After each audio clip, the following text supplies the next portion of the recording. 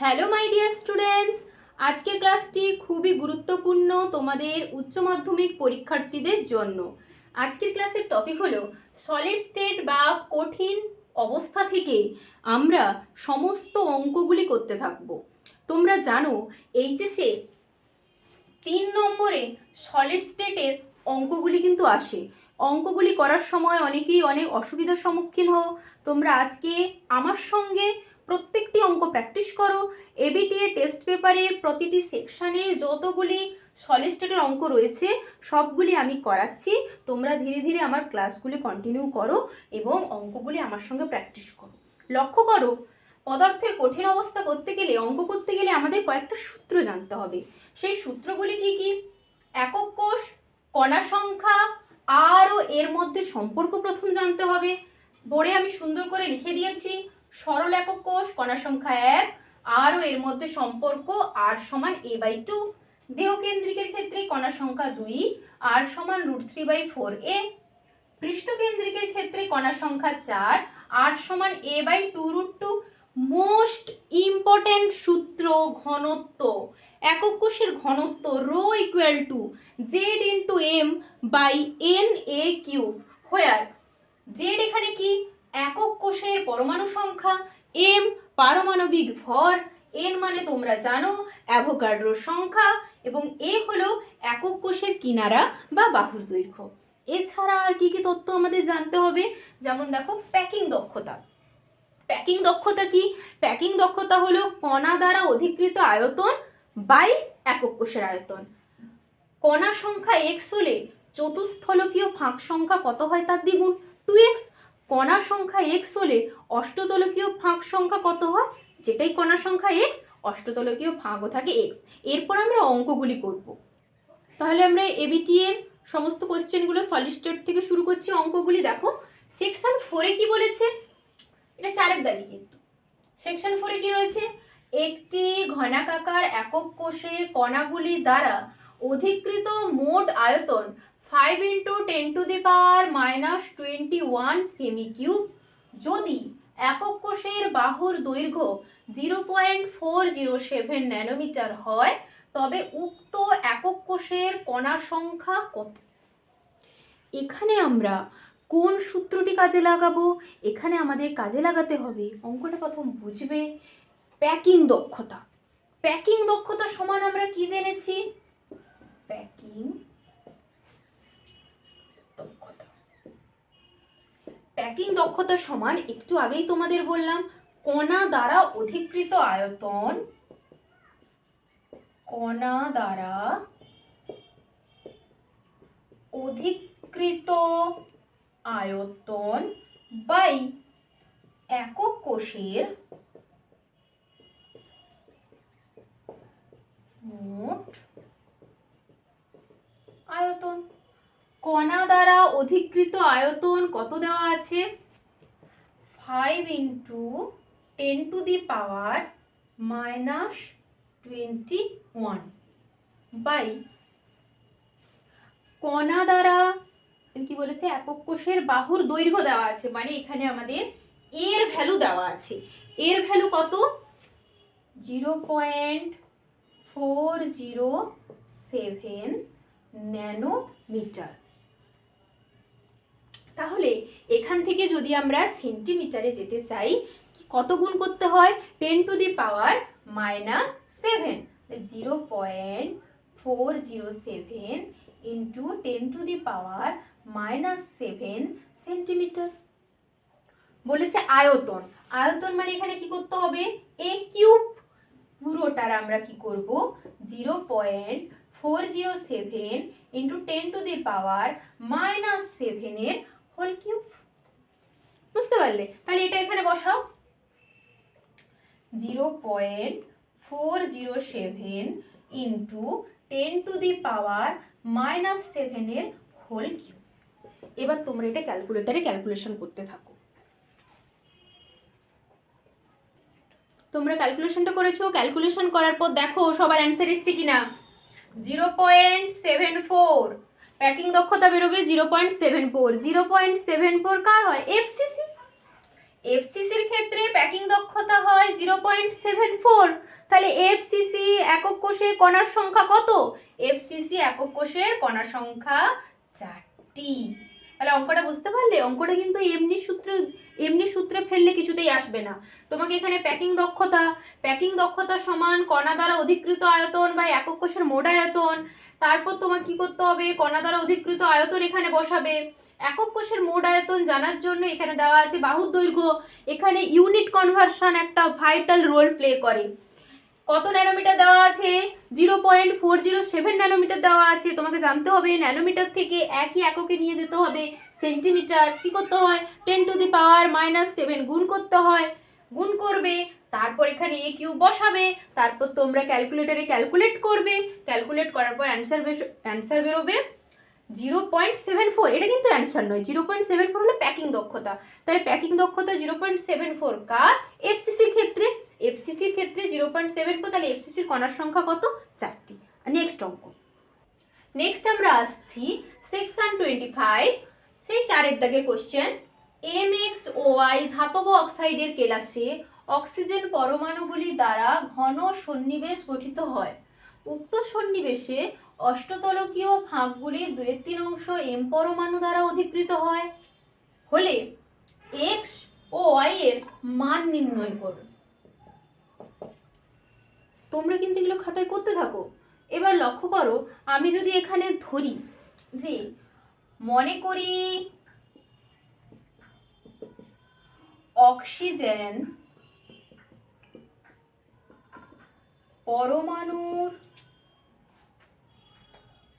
সংখ্যা x। একদম শুরুতেই আমি তোমাদের বলেছিলাম কণার সংখ্যা যতগুলি থাকবে অষ্টতলকীয় ফাঁকের সংখ্যা ঠিক ততগুলি থাকবে। তাহলে অক্সিজেন পরমাণুর সংখ্যা যদি x হয়, অষ্টতলকীয় ফাঁকের সংখ্যা কত হবে এখানে? x। তাহলে আমরা কি লিখব? অষ্টতলকীয় ফাঁক কত? x। এরপর কি বলেছে কোশ্চেনটা ভালো করে পড়ো।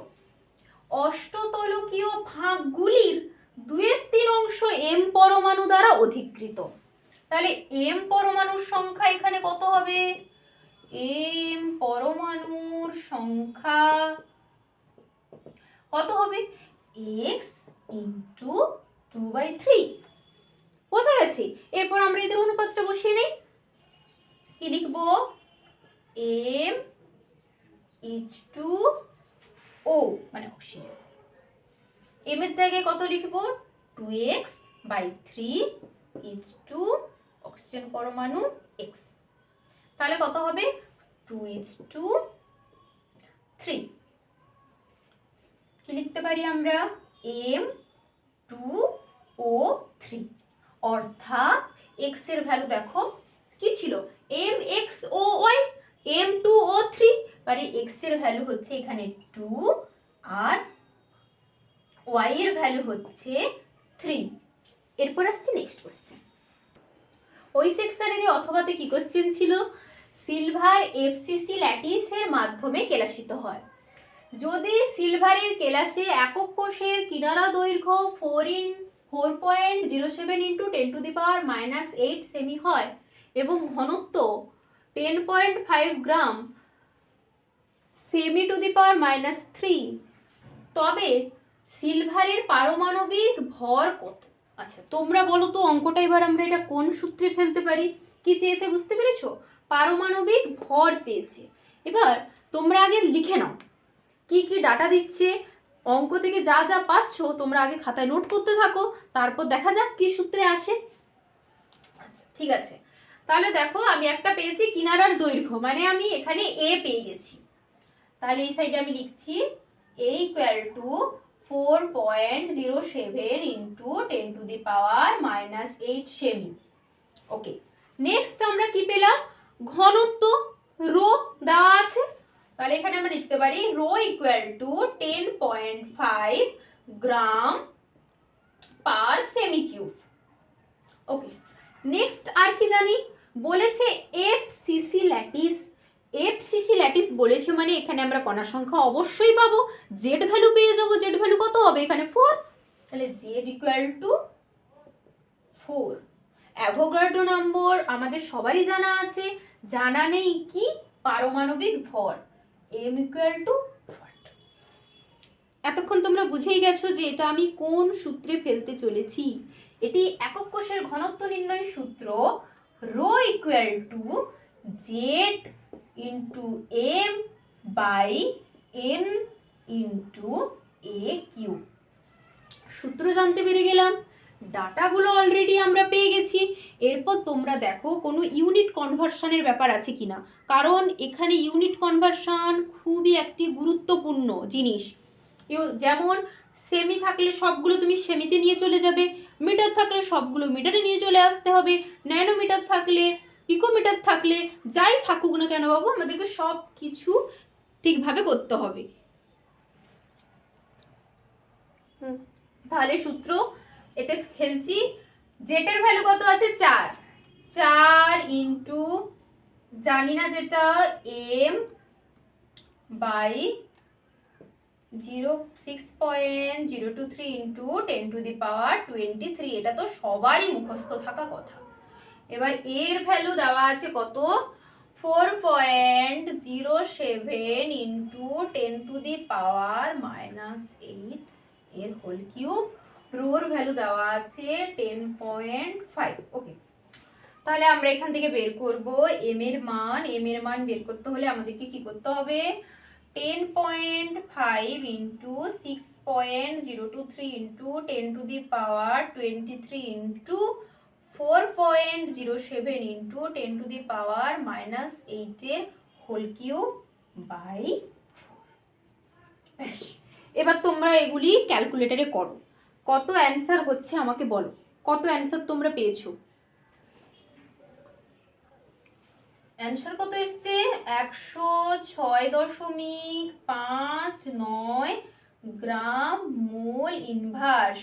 তোমরা কিন্তু ক্যালকুলেশন করবে, কোথাও যদি মনে হচ্ছে যে আমার ক্যালকুলেশন ভুল, অবশ্যই তোমরা কমেন্টে জানিও যে এই ক্যালকুলেশনটা আপনার ভুল হয়েছে, ভালো করে যাচাই করে নিও আমার ক্যালকুলেশনগুলো। এরপর আসছি আমি নেক্সট অঙ্কে। এরপর আসছি সেকশন 38-এ।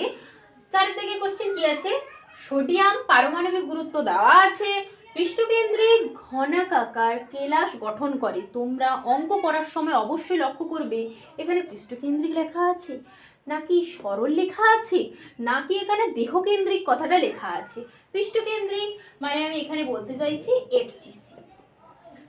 এফসিসি কথাটি বলার সঙ্গে সঙ্গে আমাদের মাথায় চলে এসছে যে এখানে জেড ভ্যালু ইকুয়াল টু 4। তারপর পড়ি অঙ্কটা, সোডিয়ামের পরমাণুর ব্যাসার্ধ দেওয়া আছে 1.91 অ্যামস্ট্রং হলে সোডিয়ামের ঘনত্ব কত, ব্যাসার্ধ পেয়ে গেছি, আর সমান 1.91 অ্যামস্ট্রং। কিন্তু আমাদের সূত্রটা কি, রো সমান Z into M by N into A cube. তাহলে এখানে আর এর মানটা দেওয়া আছে কেন বলো তো, আর এর মানটা দেওয়া আছে যাতে আমরা আর ভ্যালু থেকে এ ভ্যালু অনায়াসে ক্যালকুলেট করতে পারি। এফসিসির ক্ষেত্রে আর এবং এ ব্যাসার্ধ এবং কিনারার দৈর্ঘ্য, এদের মধ্যে সম্পর্কটা কি ছিল, এফসিসির ক্ষেত্রে আর ইকুয়াল টু এ বাই 2√2। তাহলে আমি বসাই, এর সমান কি হবে, আর ইন্টু 2√2। আর এর মান কত, 1.91 ইন্টু 2√2। ক্যালকুলেশন করতে থাকো, তাহলে এখানে কত পাচ্ছি আমি, 5.4 পাচ্ছি অ্যামস্ট্রং। অ্যামস্ট্রং এককে আমি রাখবো না, ওকে আমি কি করব, সেন্টিমিটারে প্রকাশ করব। সেন্টিমিটারে কনভার্সন করতে হলে কি করতে হয়, 5.4 ইন্টু 10⁻⁻8 সেন্টিমিটার। তাহলে গিভেন ডাটাগুলো আমি পেয়ে গেছি। এবার এখানে পুট করে দাও, 4 গুণিতক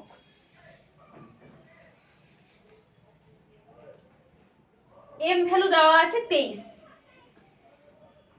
অ্যাভোগাড্রো সংখ্যা 6.023 ইন্টু 10⁻23 ইন্টু এর মান পেয়ে গেছি, এর মান বসিয়ে দেই 5.4 into 10 to the 5.4 into 10 to the power -8 তার হোল কিউব। এরপর তোমরা ক্যালকুলেশন করো। ক্যালকুলেশন করার পর এসছে 0.97 গ্রাম পার সেমি কিউব। তোমরাও কিন্তু আমার সঙ্গে ক্যালকুলেশন করতে থাকো ইকুয়ালি, দিলে নিজেদের ভুলগুলো বুঝতে পারবে। ঠিক আছে, ব্যাস। এরপরে আমি পরের কোশ্চেনটা করছি। সেকশন 52তে দেখো কি বলেছে, এ বি ও অক্সিজেন সমন্বয়ে গঠিত একটি কেলাসাকার যৌগে অক্সিজেন পরমাণু দ্বারা ঘনাকাকার ঘন সন্নিবেশ গঠিত হয়।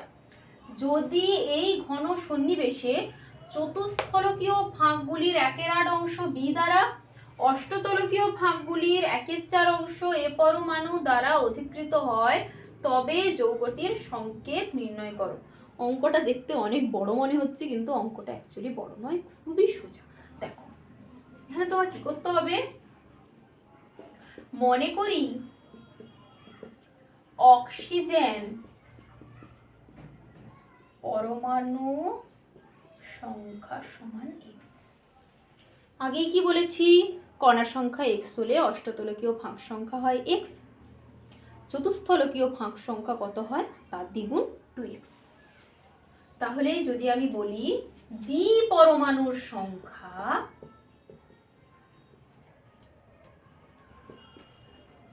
বি পরমাণুর সংখ্যা এখানে কত হবে, চতুস্থলকীয় ফাঁকের 1/8 অংশ। চতুস্থলকীয় ফাঁক আমি কত বললাম, কণার সংখ্যা যদি x হয়, টেট্রাহেড্রাল ভয়েড বা চতুস্থলকীয় ফাঁক এখানে হবে 2x। তাহলে বি পরমাণুর সংখ্যা কত হবে, 2x ইন্টু 1/8।